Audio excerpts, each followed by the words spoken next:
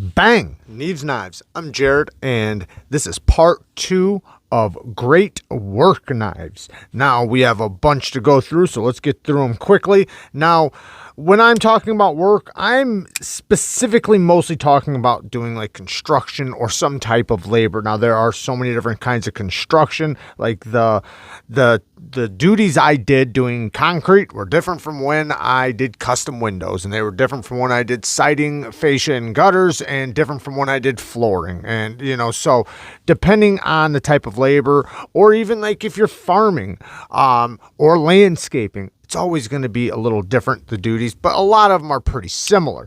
Now, this knife right here is the CRKT RAZEL. Now, this is discontinued. I think you might still be able to get them in a couple places. It is a thick liner lock, and it also comes with a lock to lock the liner lock to make it, you know, where you can't disengage the lock. The micarta, the blue denim micarta handles are very thick, and I actually used this one when I was doing custom windows, and this thing worked so good. Having this sharp edge up there, I could wedge in between things, separate things, get, you know, do scraping and light duty prying. I could use this edge really good for opening things up or slicing things. It has a hollow grind here and then a flat grind here, but the one thing that really benefited this knife was the leverage I got in my cuts. This thing is so thick and so comfortable. It feels like you're holding a fixed blade. So this is definitely a great knife. Now, it did come with some issues. They, you know, the blade was scraping a little bit, and I do think they could have executed this a lot better. I'd really like to see them do another full-size CRKT RAZEL like this one again, just better. Next. Now, some of these might be a little controversial to some people, but like I said, there are so many different duties and tasks and jobs that people do. So we have the SPYDERCO DELICA. Now, the DELICA does come in a lot of different versions. I actually have an FRN version right here that's somebody else's. So they do come in different versions. And this one, and also in lots of different steels. This one's in 20 CV. This is actually in 20 CV too. But you can see they come in different versions. This one has some copper scales on it. But being a back lock, you know, it's a strong lock, and it is just a versatile little blade. Yes, it's thin. It's not going to be something you're going to want to pry and scrape with before your normal daily utility tasks, or just your basic cutting straps and ropes and, you know, possibly, you know, notching out wood and things like that. This is going to work great. And it's, you know, nice and compact, easy to carry, and it just winds up being such a great little knife. Next, we're going to go with now this one's pretty iconic, the Rat 1. Now, I also have the Rat 1 here with a BJ Hilltop Knifing Gear mods. So he did a bunch of mods on this one for me. But I think that this knife, the Rat 1, has definitely proved itself amongst the workers. It's such a tough knife. Now, I've watched people try to break these, and I've watched multiple knives I was going to put on this list but didn't, because I watched this knife outbeat them, meaning this didn't break while they did. So this knife is not an easy knife to break or destroy. It's not a crazy thick blade stock or anything, but with the heat treat they use on their AUS, there's different steels too for these, by the way. They'd make them in D2. This one's an AUS 8, but AUS 8 takes a very nasty sharp edge. It's incredibly easy to sharpen. No, it doesn't have great edge retention, but it works especially for some harder use tasks. And this blade doesn't tend to snap. It'll most likely bend because it probably is a little bit softer of a heat treat, you know, but it's just, man, this thing is just so tough. And you can kind of see it. I mean, this one's missing some screws, but it has 4 standoffs plus a nice large stop pin. So it is a liner lock, and you see how deep that liner goes. So these things have definitely proven themselves. Now we're going to go extremely hard use on this next one, and I know a lot of people wouldn't use this. I get that. But for the people that do, let's bust out the MEDFORD USMC. This is an S35VN drop point blade with a hollow grind that is still very, very robust. This will do prying, chopping, batoning, all those type of tasks. The lock bar is very strong. It's very hard to just push over, and it is a flipper. This is the USMC Fighter folder or flipper because they make a fixed blade version. It's supposed to be like iconic to the K-bar. Now, I would recommend using gloves because this is not the most comfortable handle when you're squeezing and really putting in pressure, not just holding it. Yeah, it's fine. It's very comfortable, but putting in work, no. Use some gloves, but I think this thing will do great among like, you know, really hard use campers, really hard use, you know, maybe farmers, things like that, where they just want an indestructible folder. And this thing is definitely like that. So next, the KIZER Justice. Now this also comes in a regular plain blade without the serrations, N690 steel, G10 with steel liners. It is robust though, so it's going to be that happy medium. Yeah, the very tip of it does get a little, you know, pointy, but I think it's in that happy medium range where it's going to be tough and slicey at the same time. It is a full-size knife. Great ergos. It has very neutral ergos. Deep carry clip, and it does have a glass breaker on the back. I don't know if you'll need that, but you know, it's ergonomic. And like I said, it does have a pretty, a decently tough grind, while still being slicey enough. And it has a great blade shape for work. And like I said, it comes in different versions, satin finishes and stuff. Next, now I didn't want to leave anybody out. And I do understand there's places that you can't have locking knives. So I pulled out the CRKT. Ooh, the thing has a heavy, heavy pull on it. Ooh, this is the Civivi. Did I say CRKT? Sorry. The Civivi Trailblazer. Sorry, the Civivi Trailblazer. I almost forgot for a second. So, the Civivi Trailblazer is a slip joint, but it's got a very heavy pull. And even though it is a slip joint, it's got a lot of tension behind it. It is a drop point blade, and in my opinion, this is one of the best shapes for a work knife. Beautiful drop point blade, great ergos, neutral ergos in any grip. And as long as you're pushing and not, you know, like hitting the spine or pulling out of really hard cuts, you will be okay with this. But yes, it's not going to be good for a lot of tasks that are going to require a locking knife. But I didn't want to leave anybody out, and this is a fantastic knife.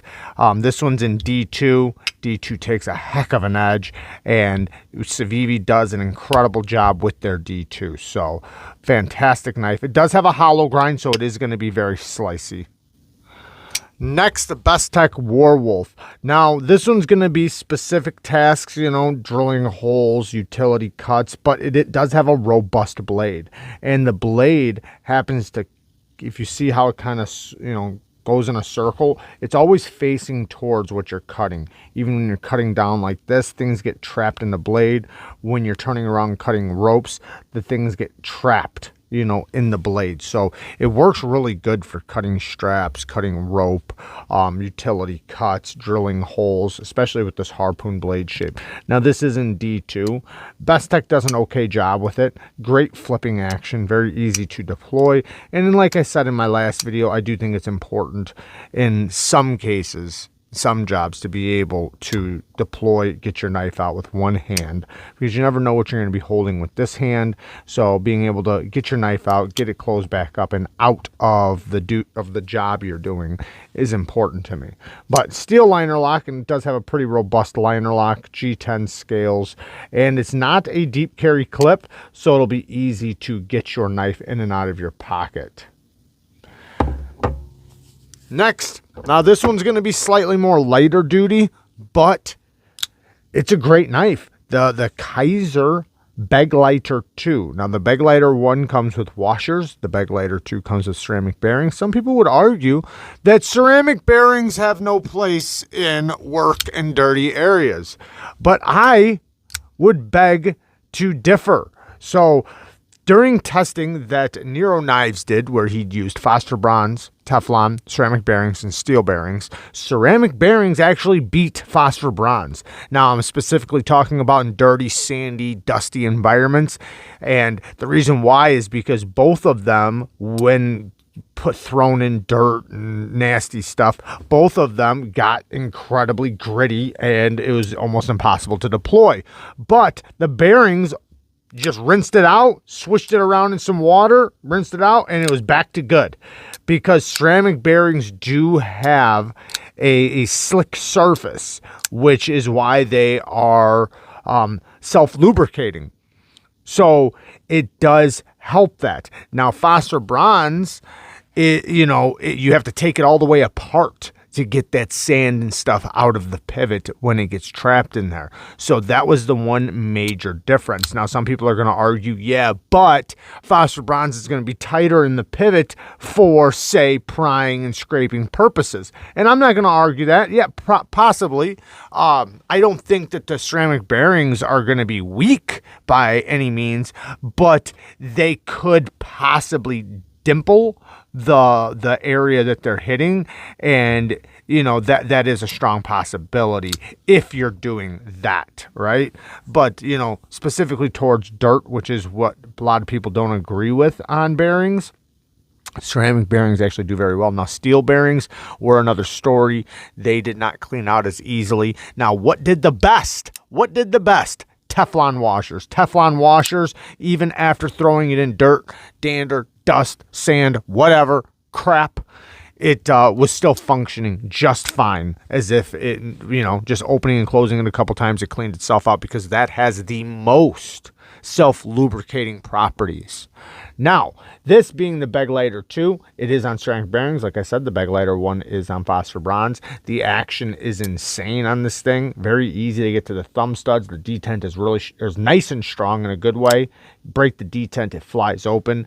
The blade does have good geometry, but it is it's not like crazy thin, and it is a full flat grind, but it's going to be good for cutting tasks and just regular cutting duties. I'm not going to say it's going to be a good pry bar. It's not going to be a good scraper. No, none of those things, but it will serve your purpose for cutting tasks. So in that case, if that's all you're using during the day. Now, like I said in my last video, I do think a lot of good work knives should be a multi-tool.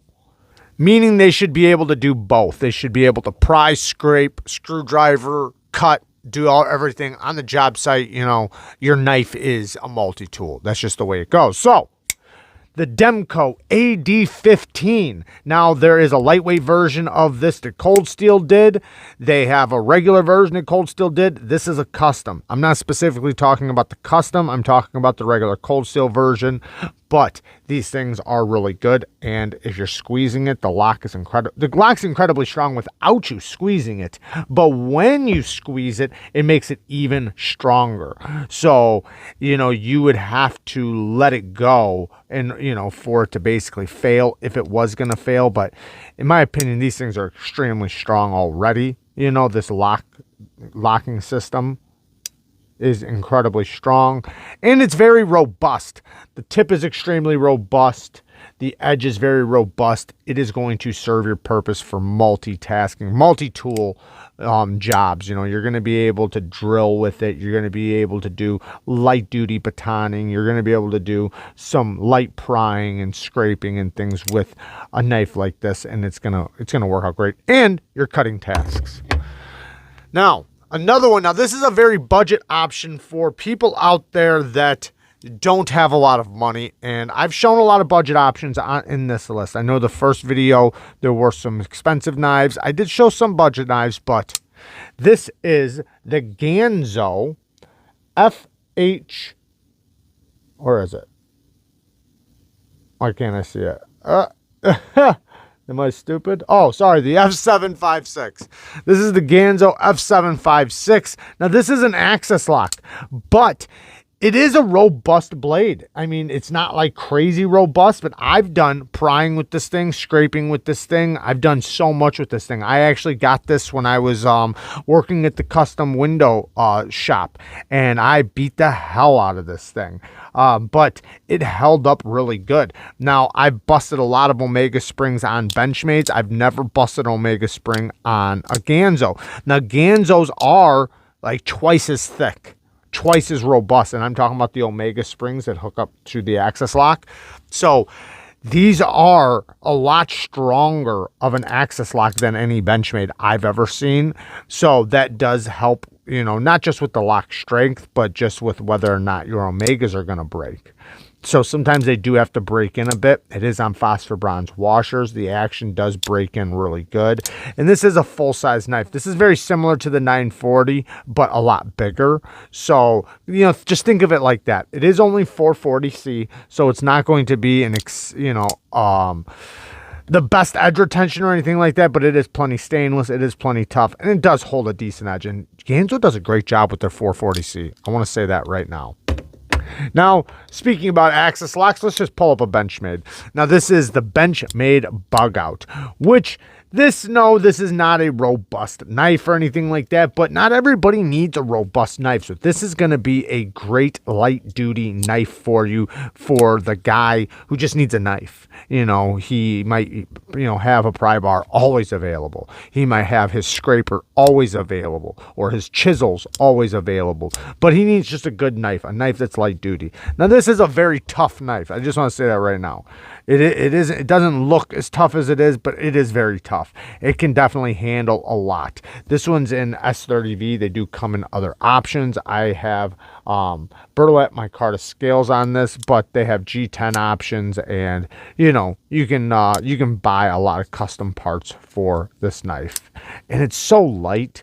That I think might be the downfall for me personally, but everybody's different.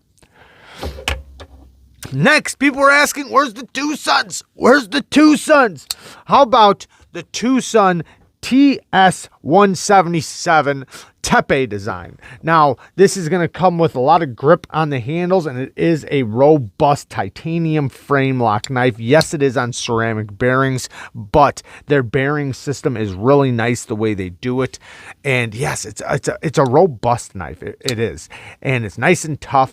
The grind on it is going to be slicey, yet strong enough. This one's an all of them are an M390. Now, there is a lot of other TWOSUNs I would put on this list, including the one I just recently got, the TWOSUN TS305, but I haven't tested it yet. Look at how thick those titanium scales are. They're not milled out, aside from the overlay right here, but I'm saying like this side right here, that's it. That's how thick it is. So it is very robust. The blade is slicey, but yet very, very capable, but I haven't tested it yet, so I can't really speak on it. However, I have tested dozens of TWOSUNs, and there are a lot of very robust TWOSUNs, very capable and tough knives for work. I've even used them for lots of work, even harder use. However, I have most of my knives out right now, and some of the ones I do have here, I don't know if I would consider them that kind of knife, even though they would be fully capable. This one, though, however,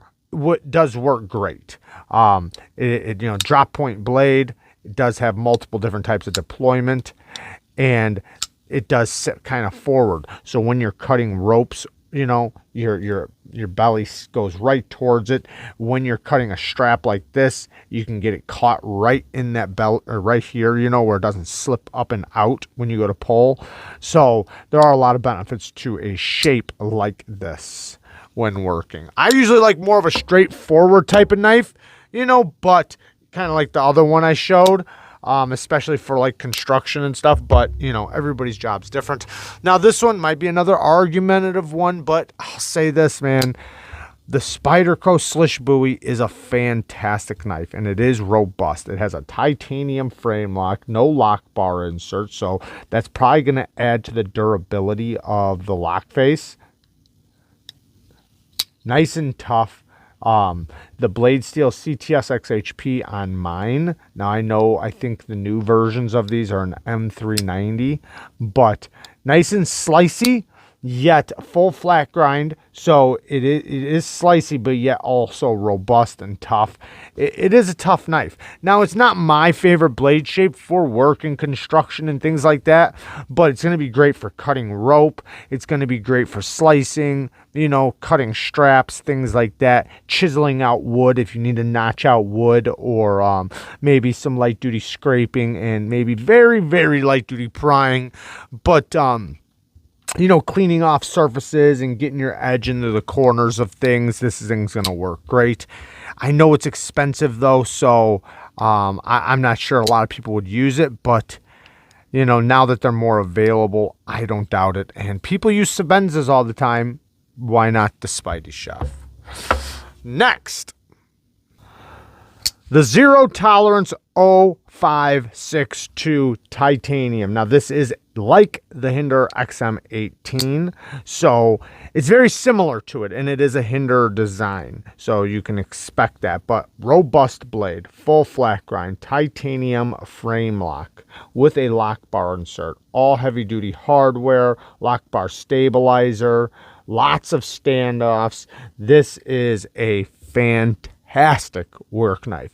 Now, the blade being the shape it is, you see how the tip is nice and lined up with the pivot, so it's going to be great for drilling holes, utility cuts. The blade is robust enough to do heavier duty tasks, and the lock is going to be nice and strong. Now, I know people have had issues with ZT in the past and their lock face or their lockup, but I've never heard anybody say that about an 0562. So yeah, fantastic work knife. And they do come in other options, but I think the all tie version is going to be the best one for hard use work. Jared, where's the Tontos? Where's the Tontos? Okay, we got the Kubi Carve here. Now, the Kubi Carve is not in any way, shape, or form a hard use knife. However, if you're doing light duty scraping, light duty prying, this will do great. And you have the secondary edge. This is kind of more of a unique Tonto. It is a double flat grind, so the blade and edge is a little bit more robust. You can get up nice and close to the blade. Beautiful sharpening choil. This one is in D2, G10, and it does have steel liners, but you see all the milling in the liners. That's kind of one reason why I'm saying that I don't think it's going to be a great robust knife or anything like that. But the blade shape, the grind, the ergos, all of that is going to be great. You see how that front tip, when I just rotate it like this, it's already facing towards the things, so you can wedge that in between things. I know I did do some light duty prying with it at work, and you know, wedging things and stuff like that. Nothing extreme, so I personally don't recommend doing anything extreme with it, but it'll be very capable for just regular light duty stuff. And like I said, that secondary edge will be really good for cutting things open. You can basically let this edge go to, you know, basically go to crap doing things, and then keep this edge nice and sharp. Next, utility blades. Let's bust out a fixed blade. So, the Mike Emler Sea Snake. Now, if your duties are around, say, a factory, like a lot of mine are now, around a factory, this is a little razor blade.